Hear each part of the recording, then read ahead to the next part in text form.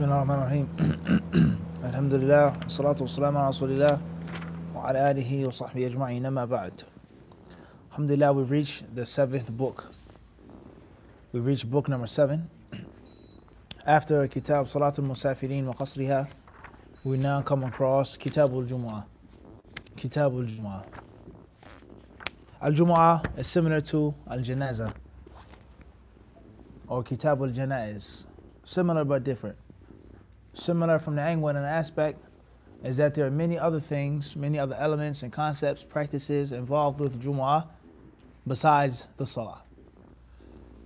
But because the prayer being the most substantial, biggest, largest, most important, they place it in the book of prayer or directly after the book of prayer, like the Janazah. There are many things that pertain to the Janazah. The ill Muslim, the dead Muslim, the family of the ill Muslim, the family of the dead Muslim, the burying, the shrouding, etc., the wealth. But the janazah is placed either at the end of Salat, or Kitab al-Salah, in the chapter of fiqh, the books of fiqh, or it's a separate chapter directly after Salah, before Zakah, before Kitab al-Zakah. And that's the reason why. Because a big part of it is the actual prayer. And one can say in the janazah, the prayer may not necessarily be the largest piece. The burial may be more substantial. Wallahu alam. Al-Muhim is that Kitab al-Jum'ah, from one aspect, is part of Kitab al-Salah, and from another aspect, it's its own separate entity. It's his own separate entity. Tayyib. That's first and foremost. Every Muslim knows the importance of Jumu'ah. Every non-Muslim who knows anything about Islam in general knows the importance of Jumu'ah. And Jumu'ah is considered to be the holy day of the Muslims, like that of the Christians and that of the Jews. The Saturday, the Sunday services, etc. Unfortunately, this belief of this day being holy and sacred and extremely important has led to many Muslims falling into all types of errors and mistakes, such as abandoning and avoiding the masjids except for on that day, in which, or consequently, they'll fall into imitating the kuffar. They'll fall into imitating the kuffar, in which we only come to the masjid on the quote-unquote holy day, or the quote-unquote festive day. And for a person to come to the masjid in South Ozone Park or Jamaica, New York, or in Medina, he sees that the masjids are packed. And not just one masjid or the grand masjid or the nicest masjid, the most furnished masjid, the masjid with the most knowledgeable speaker and scholar, with the most beautiful Quran recitation. But every single masjid that's open and conducting a service is going to be packed from wall to wall. So the question is, where are the Muslims coming from? And this large, gargantuous number that we have, every single mosque is packed on Jumu'ah. There's no space. No matter what condition the masjid is in, as I just said. It's not just, oh, Fulan is reciting there, so let's go there and pray, and swarm there. This is this sheikh speaking, or Brother Mukhtar is leading the salah. We want to hear him recite. Or this masjid is nice and furnished and comfortable, it's warm, etc.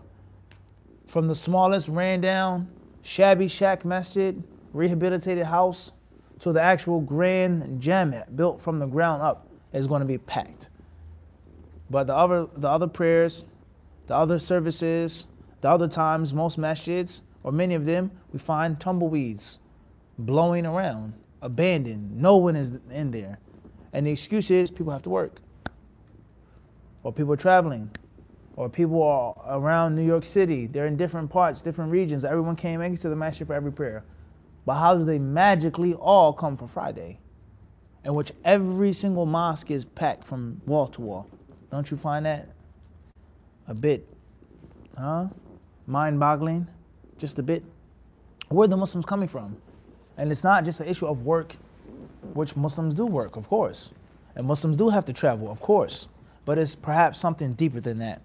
And that is the belief of many Muslims is that the only time there is a mandatory congregation or even a recommended congregation is Jumu'ah. You understand this? This misconception is very widespread. All right, and it's not just here in Western countries, but as I said, even overseas. Even overseas.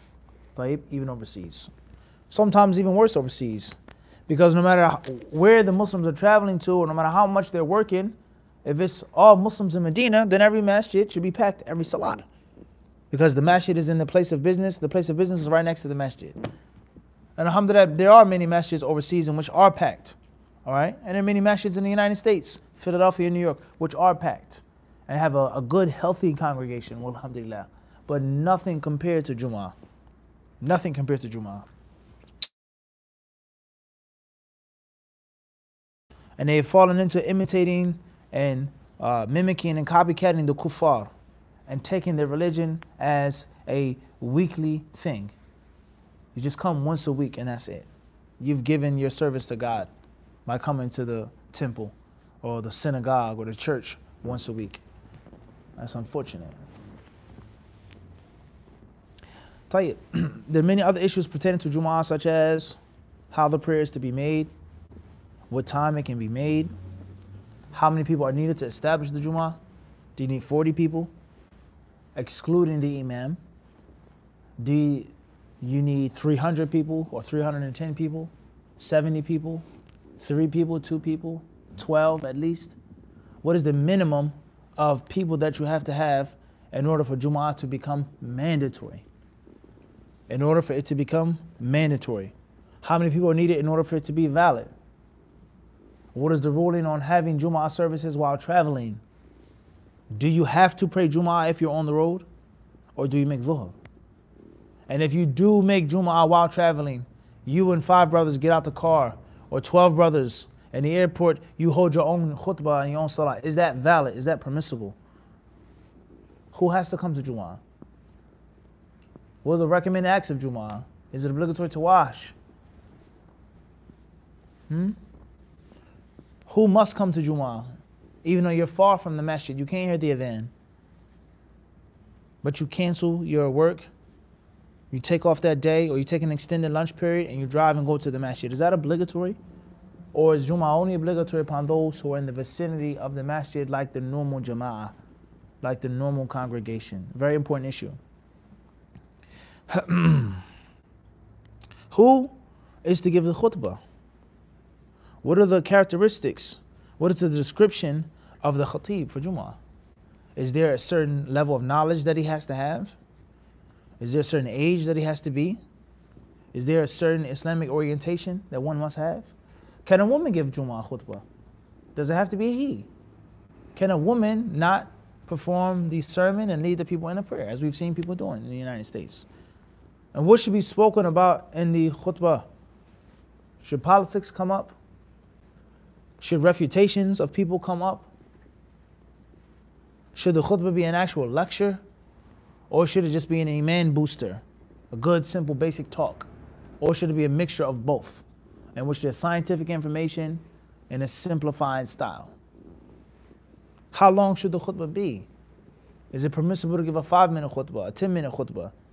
Or does the khutbah have to be at least 30 minutes? Or is it permissible or disliked for the khutbah to be an hour long? What minbar do you stand on? Is it a bid'ah to have more than 3 steps? Or the minbar only has to have just 3 steps? Many, many different issues pertaining to what? Jum'ah. When is sa'atul ijabah? The hour in which any supplication will be answered by Allah subhanahu wa ta'ala. When is that? Is it when the imam sits down between the 2 khutbahs? Is it after Salat al-Asr before Maghrib? What's the ruling on doing a khutbah in English? Very important issue. And you'll be shocked when you read the kalam of many of the fuqaha about, is it even permissible to translate the khutbah and do it in English? Or does the whole entire khutbah have to be in Arabic? And then a supplementary speech is given called a bayan, which is not the actual khutbah, because the khutbah has to be in the lugha al-Arabiya, even though we're in India or Bangladesh or any other place in which Arabic is not the official standard language. So I'm going to have a 15-minute talk in which no one understands, and then I give a quick 10-minute talk in which everyone understands, and that's called just bayan. Is it obligatory for it to be in Arabic?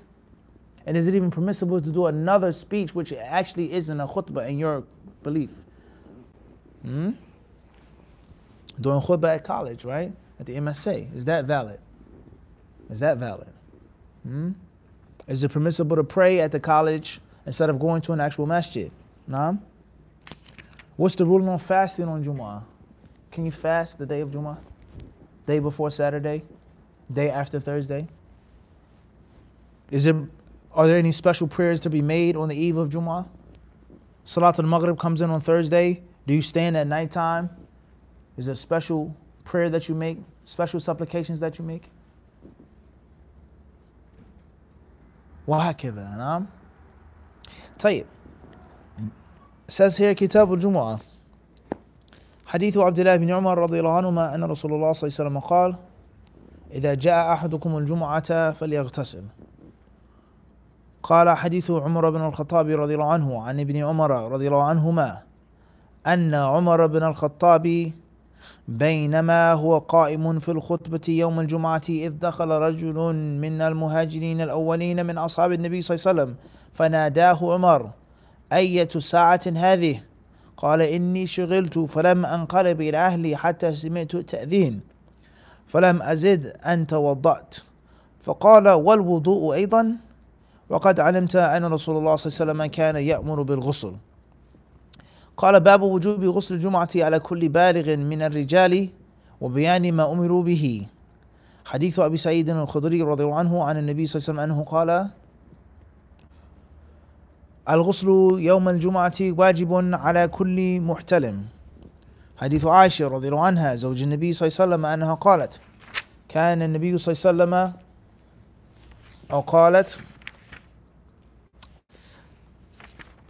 كان الناس ينتابون يوم الجمعة من منازلهم والعوالي فيأتون في الغبار يصيبهم الغبار والعرق فيخرج منهم العرق فأتى رسول الله صلى الله عليه وسلم إنسان منهم وهو عندي فقال النبي صلى الله عليه وسلم: لو أنكم تطهرتم ليومكم هذا. حديث عائشة رضي الله عنها قالت: كان الناس مهنة أنفسهم وكانوا إذا راحوا إلى الجمعة راحوا في هيئتهم فقيل لهم لو اغتسلتم. So we see here it says Kitab al-Jum'ah and then it goes right into Hadith 485 and 486 without any sub-chapter or without any chapter heading. Why is it like that? I don't know. Why aren't these two hadiths included in the coming chapter heading? I don't know. First narration is 485, is narrated by Abdullah bin Umar radiyallahu anhuma. Allah's Messenger sallallahu alaihi wasallam said, any one of you attending the Friday prayer should take a bath. Hadith 486 is narrated by Ibn Umar as well, who says, while Umar ibn al-Khattab radiyallahu anhu was standing and delivering the khutbah on a Friday, one of the companions of the Prophet sallallahu alaihi wasallam, who was from the foremost muhajirin, came. Umar said to him, what is the time now? He replied, I was busy and I could not go back to my house till I heard the adhan and did not perform more than the ablution. Thereupon Umar said to him, did you perform only the ablution? Although you know that Allah's Messenger ﷺ used to order us to take a bath. These two hadiths here, along with the following chapter, are used as clear evidences that taking the ghusl for the purpose of Jum'ah is mandatory, is obligatory, it's a must.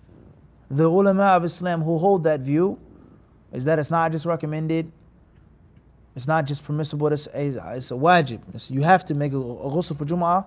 They use these two hadiths. Why aren't these two hadiths included in the following chapter? Allahu alam, the specific reason. Let's move forward. Chapter number 1. It says it is obligatory for every male who has attained the age of puberty to take a bath on Friday and about its order. Similar to the previous hadiths. They should be under that chapter heading. First narration is reported by Abu Sa'id al-Khudri radiyallahu anhu that the Prophet ﷺ said, ghusl on Friday is compulsory for every Muslim reaching the age of puberty. 488 is narrated by Aisha. The people used to come It says the people used to come from their abodes and from al-Awali, outskirts of Medina. They used to pass through dust and used to be drenched in sweat and covered with dust. so sweat used to trickle from them. One of them came to Allah's Messenger ﷺ, who was in my house. The Prophet ﷺ said to him, I wish that you keep yourself pure and clean on this day of yours. Hadith 489 is narrated by Aisha radiallahu anha. The people used to work, and whenever they went for Jum'ah prayer, they used to go to the mosque in the same shape as they had been in work. So they were asked to take a bath on Friday. An-Nawawi rahimahullah ta'ala, he says regarding this chapter, Kitab al-Jum'ah يقال بضم الميم وإسكانها وفتحها حكاهن الفراء والواحدي وغيرهما إلى آخره.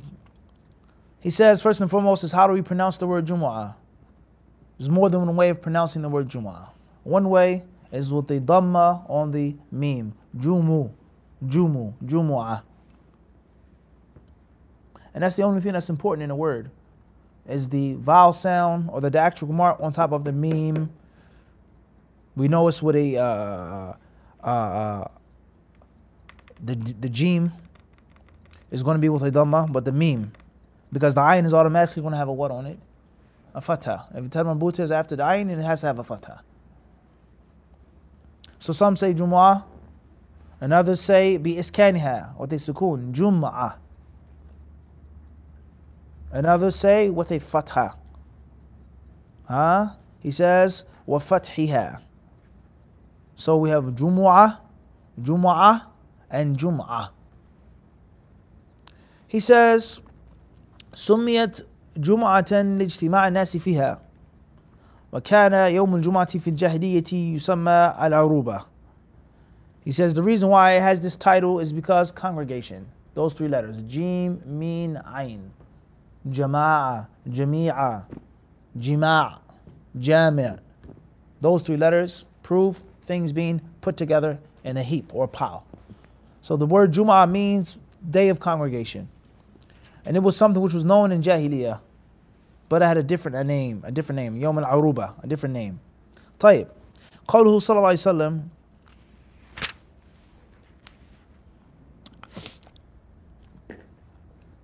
قال واختلف العلماء في غسل الجمعة فحكي وجوبه عن طائفة من السلف حكوه عن بعض الصحابة وبه قال أهل الظاهر وحكاه ابن المنذر عن مالك وحكاه الخطابي عن الحسن البصري ومالك وذهب جمهور العلماء من السلف والخلف وفقهاء الأمصار إلى أنه سنة مستحبة وليس بواجب.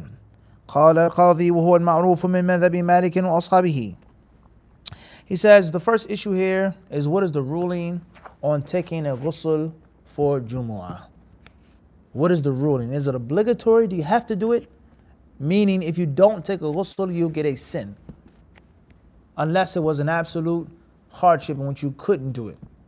But if you had the ability, or even if you had to sacrifice some personal comfort or time or extra money to do it, it's a must. And if you says, I'm clean, I'm not junub, it's no need, I don't have to take a shower, khalas. Or let's say if a person washed up in the morning to go to work, and he didn't have the intention of making the ghusl for Jumu'ah.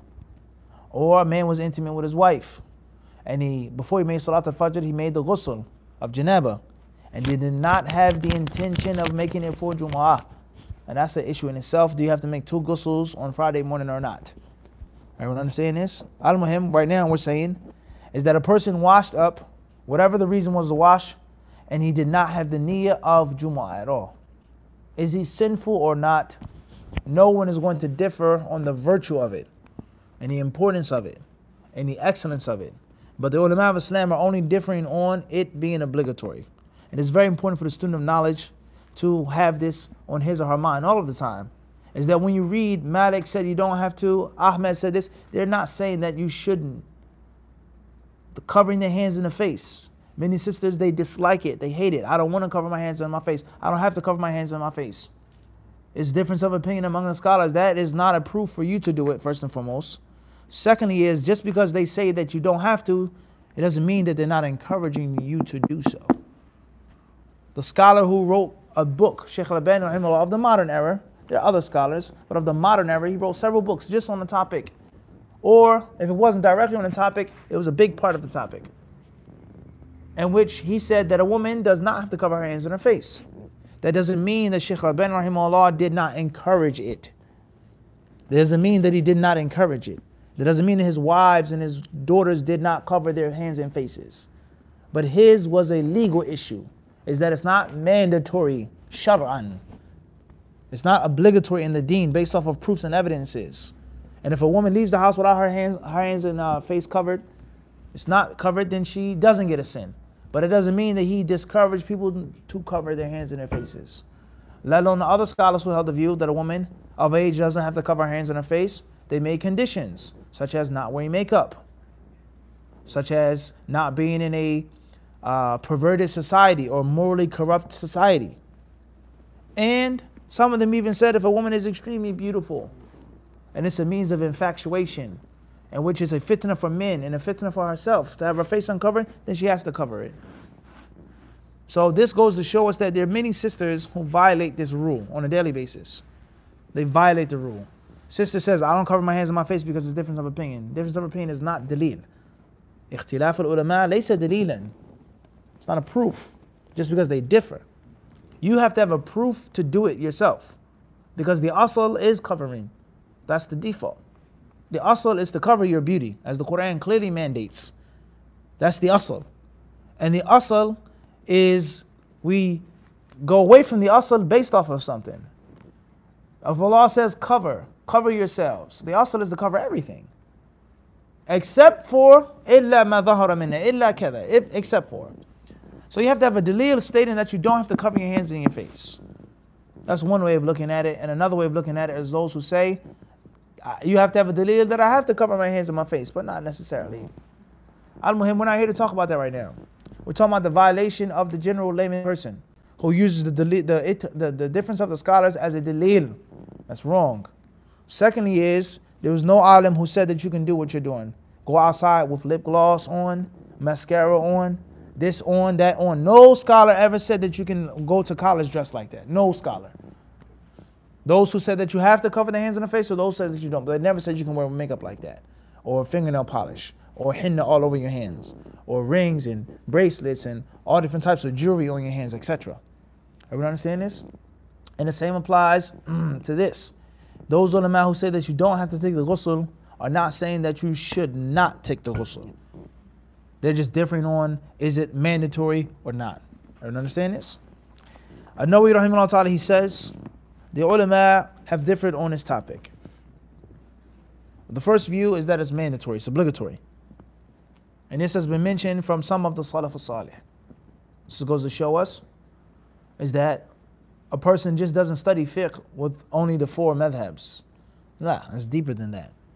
Rather, the ulama who established those madhabs, they were students of people. And they learned from people. So what sense does it make for a person to say there are only 4 schools and that's it? And anything that's not found in the 4 schools is not considered. That makes no sense. In which there were issues of which they differed over and had different views before Abu Hanifa. So why, when Abu Hanifa, Malik, Shafi, and Ahmed come, then everything of the past is just now? Nah, it doesn't make any sense. It doesn't make any sense. So fiqh is far deeper than just 4 men and their students. So the Salaf al-Salih, they differed on this issue.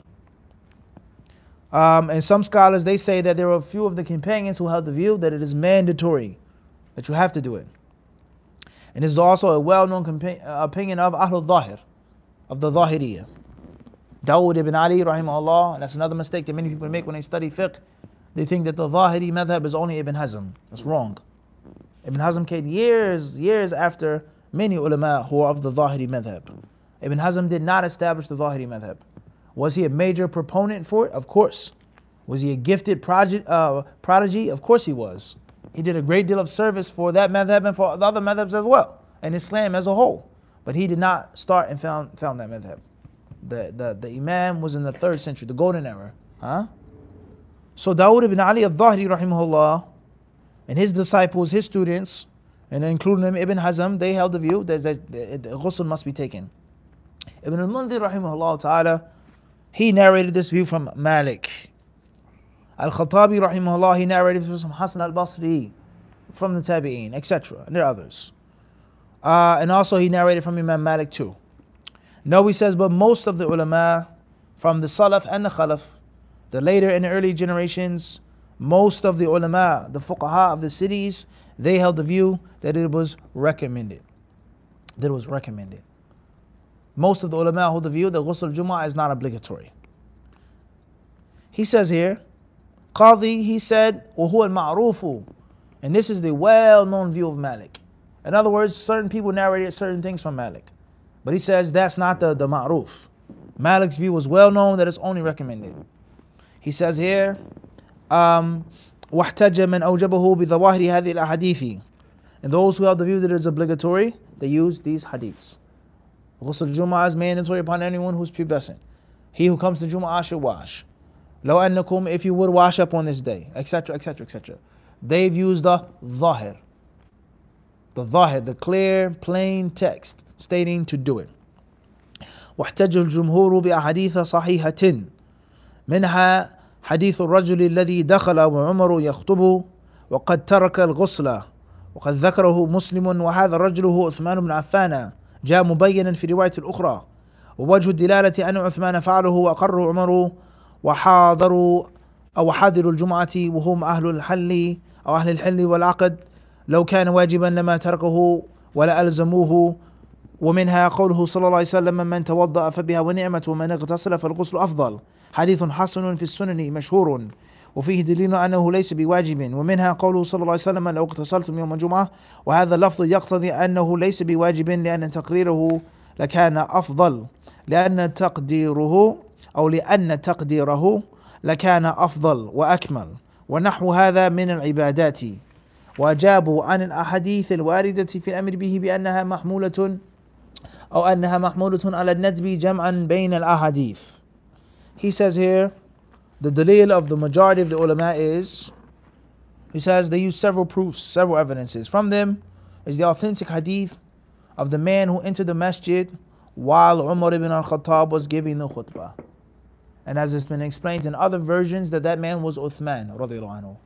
Umar was giving the khutbah and Uthman came in the masjid and Umar radiallahu anhu addressed him and called out to him. Uthman radiallahu anhu clearly stated that he didn't make the ghusl. And he says, and the people that were listening in the crowd, they were Ahlul Halli wal Aqd. They were the people of knowledge and experience. They were the people who were seasoned veterans. They were the prominent noble people. The cream of the crop of the Sahaba were sitting around. And none of them said, go back home and make ghusl. None of them said that you're sinful, so on and so on and so forth. So he says, as if it's ijma'. As if. They all unanimously agreed, it's okay, come sit down, no problem. In brief, yani. No, he then says, another proof that they use is the famous hadith in which the Prophet ﷺ says, Man tawadda'a fabiha wa ni'mat. It says, he who makes ghusl, fabiha, he says, Man tawadda'a, he who makes wudu fabiha wa ni'mat. What an excellent thing. وَمَنْ اغْتَسَلَ فَالْغُسْلُ أَفْضَلُ. And he who washes, then washing is best. And no, he says that this is a Hasan hadith. It's a Hasan hadith. It's in Tirmidhi and others. Hasan hadith. Another proof is when the Prophet ﷺ said to the people, the Ansar, who were workers, they were carpenters, they were ironsmiths, blacksmiths, مَهَنَةَ أَنفُسِهِمْ. They worked and they sweat. He says, لَوْ اغْتَسَلْتُمْ, if you guys would only wash.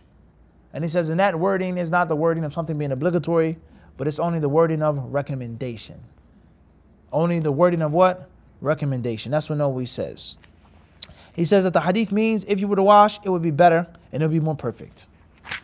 And their counter argument against the first group of ulama is that this command, wash, take a bath, is only for nadb. It's recommended. And that's because we have a hadith here and we have a hadith there. So instead of just taking one over the other, let's do what? Nuwafiq, make tawfiq between them. And to prove that ghusl is recommended and it's not obligatory. The hadith to say do it doesn't mean that you have to do it, but it means that you what? That you should do it. Tayyib. So that's a very brief discussion, which is extremely beneficial for anyone who's seeking knowledge, a scholar, a student of knowledge, a beginner, just to know the summary of the issue. And if you could study fiqh like that, with just knowing the summary of it in your head, that would be more than enough. Just to know. Someone asks you at work, on the airplane, at a traffic light, at a toll, listen, do I have to make ghusl on Jum'ah? You can tell them what you feel. You can tell them the dalil, or you can say most of the scholars say no.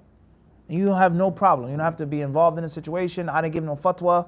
So in my madhab, my sheikh, I just told you what most of the ulama say. Or I told you that the scholars differ. It's more than enough. Everyone understand this? So if you can have 50 mas'ala and 100 just with a summary like that in your head, that's a great deal of knowledge. And if you had the ability to name the ulama and to name the books and to name the proofs, then obviously that's on a what? A higher level. What heck that, huh? What heck that? So that's a very brief discussion. Now we're not here to argue and discuss and mention our opinion. That's the dalil that they use. You have to do what you feel is best. You have to do what you feel makes the most sense. And whether it's obligatory or not, in the United States of America in 2019, alhamdulillah, things are very easy and simple. And I don't think it's a difficulty for anyone to make a ghusl on Jum'ah.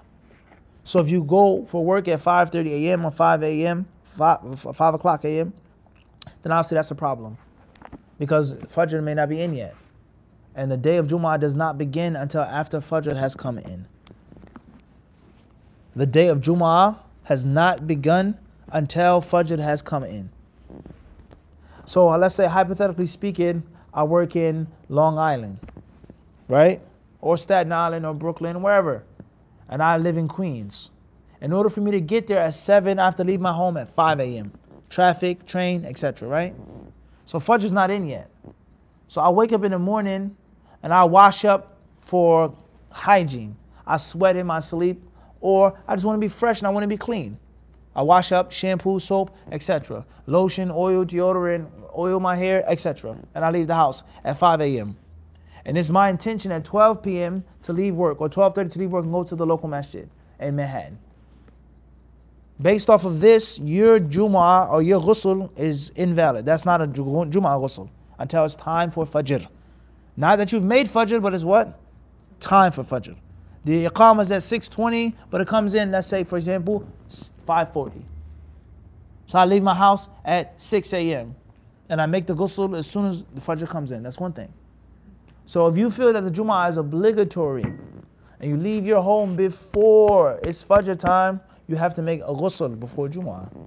How do you get around that? Taking off work, leaving early, or maybe some masjids, they have actual showers there. It's not far-fetched. I don't know if they're open to the people, but it should be. I'm saying this as a suggestion. I don't think anyone has mentioned this before. Most masjids that have showers is for the imam, right? Or the guest imam, or Jamaat al-Tabligh. Huh? They come in the masjid and they stay, right? They stay for a week or a couple of days. Or someone is sleeping in the masjid and he has a wet dream. Right? But how many masjids have a shower or 3 showers that are open for people that want to implement the sunnah, but they couldn't because of the work schedule? It's not a bad idea. And it can be easily managed.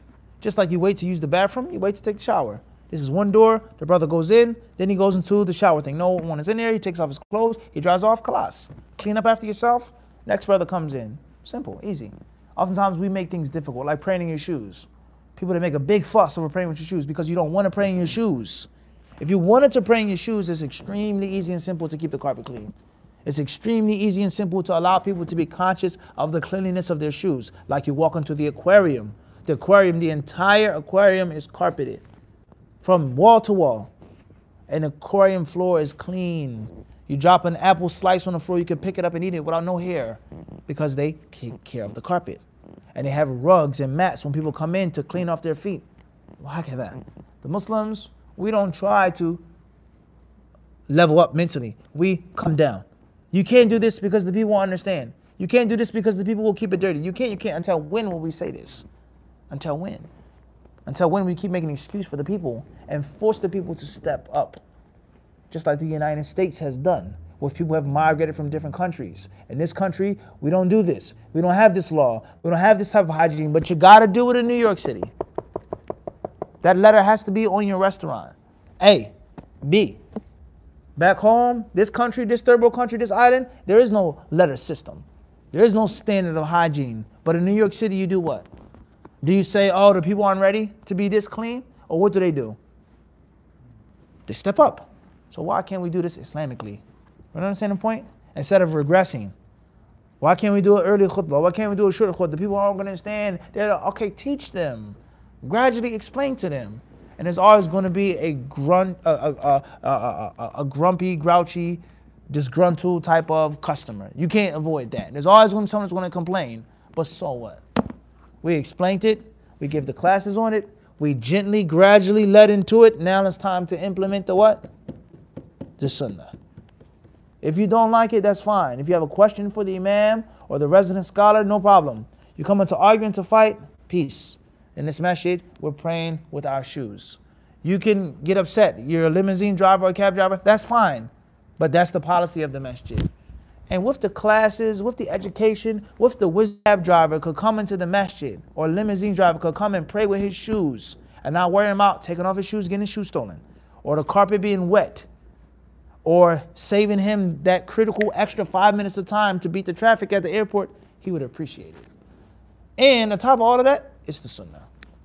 And the same applies to the ghusl and other things as well. I would understand this, and not always appeasing the people, and stooping down to their level of stupidity and ignorance and their cultural Islam, which is full of bid'ah. They should be the ones silent. They should be the ones not talking. You have no right to talk about sunnah and bid'ah. You have no right to talk about it's halal or haram. You are not a scholar of Islam. You never were in your country. In America, you're not a scholar of Islam. Refrain from speech. No one comes into your place of business and tells you how to do it. Everyone understand this? So the imams of the masjids and the administrations and the leaders, they are at fault for not teaching the people, not educating the people, and not gradually, and we said progressively, lifting the bar. Unless you want to keep the people ignorant and keep the people, stuck in their ignorant ways of cultural Islam. This is the only way to make the adhan and that's it. No, let's do the adhan a different way now. Let's do the khutbah a different way now. Let's do the Eid a different way now. Let's force the people, bi-idhnillahi ta'ala, to accept what Muhammad would have done. I would understand this. Of course, there's a time and a place. And of course, there is what? Tadarruj. You just don't go from 0 to 60. But you just don't go from 0 to 20 for 10 years and keep staying on that same speed limit of 20 miles per hour. You have to what? Accelerate. I would understand this. So therefore, that's one issue. The next issue is you leave at work after Salat al-Fajr. The adhan is at 6:40. You pray at 6:15 or 6:20, and then you're on the road at 6:30 to Manhattan. You make the ghusl, you prepare yourself, you have your clothes, everything packed and ready before the adhan. As soon as the adhan goes off, 5:40, get into the shower. You don't have to wait until the adhan is over. As soon as it's 5:40, Bismillah. You make your niyyah to make your ghusl of Jumma. You dry off, you clean yourself, you get dressed, you go to the masjid. For the rest of the day, you've made your ghusl of Jumma. I don't understand this. Scenario number 3 is when you don't have to work on Jum'ah. You don't have to work, alhamdulillah, you're off. You have to determine what time you want to go to the masjid. The khutbah is at 1 p.m. I'm 30 minutes away from the masjid, 45 minutes with traffic, an hour at worst. So I have to gauge when I'm going to go to the masjid. If I want to go to the masjid at 9 a.m. or stay in the masjid after Fajr, you already have the instructions on what to do. But let's say you want to go to the masjid only at the bare necessity. I want to leave my house at 12 p.m. to get there at 1. You make your ghusl at 11:50 or quarter to 12, however long you take in the shower. As we said, some brothers like to sing and rubber duckies. This is reality. We're not making this up. This is a well-known sunnah of the people. Some brothers like to take 20-minute showers. You go on road trips with them. The UK, hotel room, they maybe what? Use all of the hot water in the entire hotel. The whole hotel, the hot water is gone because the brother took an hour shower, steamed out. Okay? Or you make a 5-minute shower, 2-minute shower. However long your shower or your bath is, your bird bath, whatever it is, you plan it to leave your home at 12 to get to the masjid what? At 1. And if you're off work, don't take the ghusl of Jum'ah after Fajr or 8 o'clock or 9 o'clock. Because it's best to make the ghusl when you're in stride. Make the ghusl when you have the intention of going to the masjid. And the rawah. Everyone understand this? And if you did it early and you don't work, you don't plan on going early, it's no sin upon you as well. But it's not the best thing to do. It's not the what? The best thing to do. Everyone understand this? So it's permissible to make the ghusl when? What time? 5:40. Recommended to make the ghusl when? 11:40. If you're an hour away. Or let's say you don't have no intention of going to the masjid super early. Unfortunately, and that's a sunnah, that's abandoned. You want to go just in time. You make the ghusl at 12:30, 12:40, however far you are from the masjid. Everyone understand this? Everybody clear on this or not? Everybody understand this or not? طيب. How do you make ghusl of Jumma? Fadda Adam. The same way of making ghusl of janaba. And how do you make ghusl of janaba? وما أدراك ما الغسل الجنابة. فضل. Clean your hands. And then your private parts. That's too much for me to memorize, akhi. Make things easy, simple, simplify, akhi. Just wash your whole body. Do I have to scrub or just wash? Just let the water touch my skin. Which one? I'll repeat again. The word wash is general. What's meant by wash? Does it have to just fall on my skin or do I have to? That's my question. You understand my question? Who has the answer? Tafadhal, Nishan.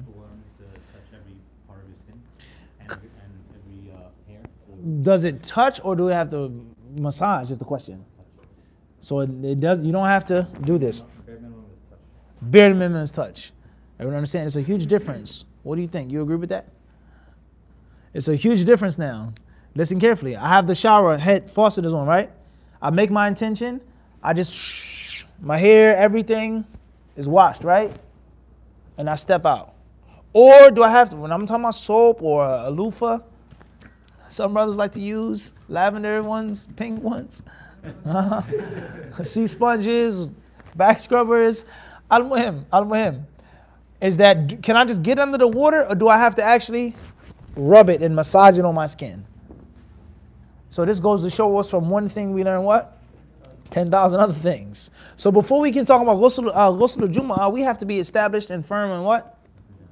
Ghusl in general. Not just ghusl janaba, but wudu. When you make wudu, do you have to what? هل يجب دلك ولا فقط إجرار الماء على الأعضاء؟ فهمت الفرق؟ في فرق كبير. There's two different issues now and two different madhabs of the ulama. When you make wudu, does the water, do you just put your hand under this faucet, the sink? Or do you have to do this? We all know this recommended, but is it mandatory? For one thing, we learn 10,000 things. One weakness leads to what? Other weaknesses. So we can't even get into ghusl janaba if we don't know about, or we can't get to ghusl Jum'ah if we don't know about ghusl janaba, if we don't know about what? Wudu. Everybody clear on this or not? Everybody understand this? So to keep things simple, two ways of making ghusl janaba. Two ways. What's the first way? You said is to put water on your what? Entire body. Let's say now to keep things simple without rubbing. Anything else? Putting the water in the mouth and the nose. Anything else? Ears. Do you have to put water in your ears in wudu? هل يجب ولا تابع؟ طيب. بمعنى أنه واجب ولا فضيلة؟ طيب. Now we have another issue. Do you have to wash your ears when you make wudu? What do the ulama say about that? Is that هذا مذهب من؟ وما دليله؟ وهل ثبت؟ هكذا الفقه. You understand? How student knowledge got to be what? Solid. Got to be what? Solid. All right, so let's keep things simple now. You said to put water on your entire body, right? And to put water in the what? Mouth and nose. Inside of the ear? Or just let's fall under? Intabih now. Slow down now. Wudu is one thing. Wudu, you wipe the head. Without a question, you wipe the head in wudu. Regardless whether you have to wipe the body parts or not, you definitely what?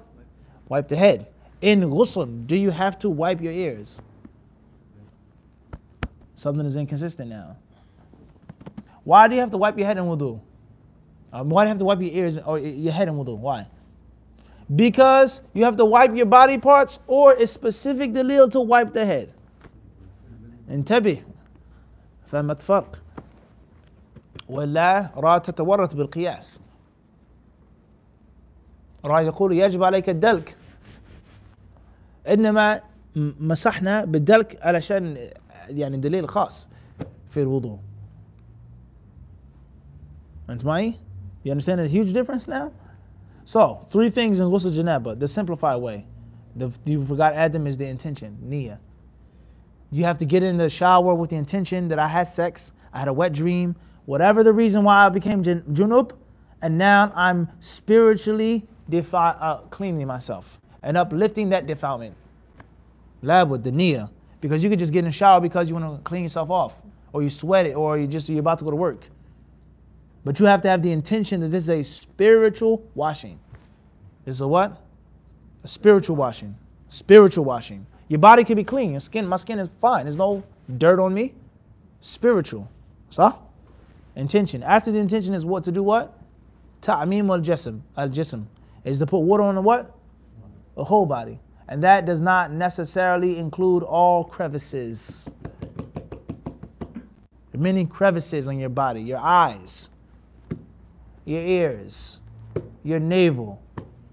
The person may have a belly or excess fat and other parts of your body. Do you have to put water inside of those parts? Not necessarily. Everyone understand this? Not what? Not necessarily. Everybody with me or not? Okay? Let's say a brother has rolls on the back of his head. Many brothers are like this. This is reality. Do you have to put water in every single roll on the head, akhi? Let alone other parts. Everyone understand this? Fi haraj. So number 1 is niyyah. Number 2 is what? Entire body. And according to Sheikh Adam is what? Putting the water in the mouth and the nose. Is that obligatory in wudu? Ala qawl. Got to be all right type. So those are the 3 main components of the basic way of what? Ghusl janaba. That's the simplified way. What's the recommended way? First and foremost is the niyyah. Do not forget, guys. Innamal a'malu binniyat. That's the most basic teaching. Intention. After intention is what? Say Bismillah. Regardless whether it's obligatory or not, but it's definitely what? Recommended. After you say Bismillah, what do? You wash your hands.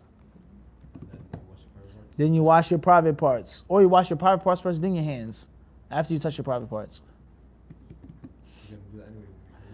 But why are you washing your private part? So when you wash it off after that with soap, according to the narration? Mumkin. I said, huh? Al-Muhim, let's go.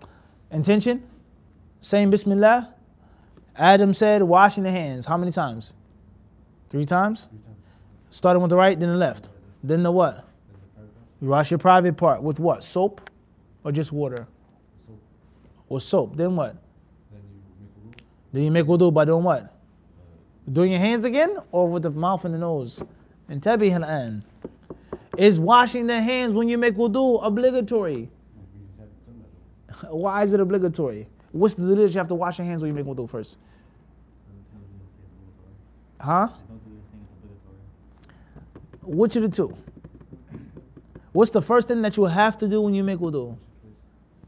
Face or the hands? Because you're going to wash your fingers with the what? With the elbows. Ila al-marafiq. Right? So when you make wudu, and the initial washing of the hands is not necessarily what? Obligatory. But we're not here to ice skate right now, okay? We're just trying to run. Ice skating is a different level, right? Tayyip, no figure 8s right now, right? Keep things simple. Tayyip, stay with me. All right, so you make wudu. What are you going to do when we do wudu? Mouth? Mouth 3 times. Nose. Face. Then what? Fingertips. You're going to dig in your fingertips. You're not going to do this. You're going to actually what? To the what? Let's say to the muscle. The sunnah. No, a little more. Higher up. Recommended. Then what? Then you're going to wipe. You're going to make the mess out of the head. Okay. He says wipe the head. Fadl. Then what? Then the ears. What's the next recommended step, brother? Do the feet. Recommended next, or the recommended to leave the feet at the end? We're talking about the premium package now. So let's say skip the feet. After the feet is what? Wash your hair. How many times? Wash until The recommended premium package. I clearly said that, did I not? Recommended way is to wash your hair how many times? 3 times. 3. Whether you use a handful of water, whether you have some type of scooper thingy, or whether a cup, whatever you're using, right? Start with the right side, then the middle, then the what? Then the left. Then what's next? and then the last thing would be La. Subhanallah, you left off the most important thing, your actual body. yeah, no, that was right. That was what you said. La, I said head. Oh, the head. No, I thought you meant the right side. Right side. La la la la la la. Tight. What's after the head? Right side from back. Left side from back. You wash your body how many times? 3 times or twice? Or just once? Or twice? Just once. Once with the right and then what? Once the left. Then what's the last thing to do? Is the feet. Whether you do it in the shower or the bathtub, wherever you are, your bin or basin, or you step to another place and wash your feet how many times? The normal wudu way. The normal what? Wudu way. Everyone understand this? So as we said, there are 2 ways of making ghusl of janaba. How many ways? 2. One is a simple way and one is a what? Recommended way. Clear or not? Clear or not? Then there are obviously many other issues pertaining to can you touch your private part when you make wudu? Does that break the wudu? Etc. What's important is if you make ghusl of janaba, then your menstrual cycle or the intercourse that you had is removed, let alone minor, such as if you pass wind. You're no longer menstruating and you're also now making salat. Hadith asghar is included in Hadith akbar. You understand this? Are you clear on this? So therefore, how do you make ghusl of Jumma now? That's the initial question. What's the ghusl of Jumma? Is the same way of what? Of janaba. Or if you want, you can make it the simplified, basic, simple way. Just like janaba. You're not making ghusl of Jum'ah based off of hadith. You're not doing it because you're impure. You can have wudu when you do it. You're only doing it for the spiritual washing of Jum'ah. Everybody clear on this? Everybody understand this or not? For the spiritual washing of what? Jum'ah. So you can use soap, shampoo, whatever you want. Everybody clear on this or not? And let's say afterwards, let's say hypothetically speaking, a person made the ghusl of Jum'ah also with the hygienic ghusl. You washed up, you clean yourself. After you've made the ghusl with the intention of ghusl, and let's say you washed your private parts, before you step out of the tub or the shower, you can do what? Make a what? Make wudu. Make wudu. My ghusl is done, it's over. And within my ghusl or after the ghusl, I broke my wudu because I touched my private parts or I passed wind, whatever. Everyone understand this? Before you leave the shower, the ghusl of Jum'ah is what? Done. The ghusl of janaba is what? Done. The ghusl of menstruation is what? Done. But let's say you touch the private part within that process. Whether it's obligatory or not, al-muhim, you can, before you leave, you do what? Make wudu. And obviously when you dry off, you make sure that you don't touch your private part again. Everybody clear on this? Everybody understand this? So making ghusl of Jum'ah can be done in several different ways. Everybody understand this? Let's say I'm going to make my ghusl for Jum'ah because I'm tired. I want to make it early in the morning. After Fajr. Or for Fajr, whatever. And I'm not getting up for Jum'ah until 11 or 12. I don't have to make a wudu inside of the what? Ghusl. Because I plan to sleep, deep sleep, snore, slobber, dream, toss, turn, right? Your sleeping ritual, your hibernation, and then do what? Before Jum'ah, I'm going to what? Why could that? Everybody understand this? Everybody clear on this or not? It's very important for us to be on these issues, huh? Because one weakness or one level of weakness leads to what? One level of strength leads to of mastering it. Everybody understand this? Allah Azza wa Jalla knows best. Inshallah.